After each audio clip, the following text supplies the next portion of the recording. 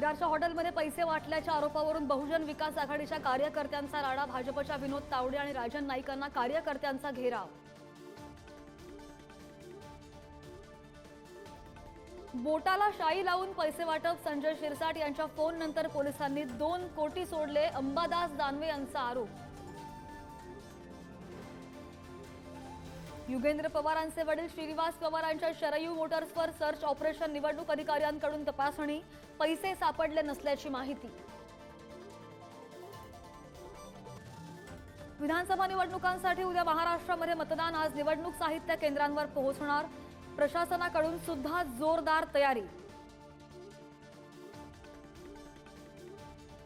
भाजप आणि काँग्रेसच्या परस्पर विरोधात तक्रारी। निवडणूक आयोगाने उत्तरासाठी दिली 25 नोव्हेंबर पर्यंत मुदत। माजी गृहमंत्री अनिल देशमुखांच्या कारवर अज्ञातांकडून दगडफेक। हल्ल्यात देशमुखांच्या डोक्याला गंभीर दुखापत। हल्ला करणारे भाजपचे कार्यकर्ते असल्याचा आरोप। हिंगोलीमध्ये कळमनुरीमध्ये वंचितचे उमेदवार डॉक्टर दिलीप मस्केंवर जीवघेणा हल्ला। मस्केंना उपचारासाठी नांदेडला हलवलं। संतोष बांगर यांच्या कार्यकर्त्यांनी हल्ला केल्याचा वंचितचा आरोप।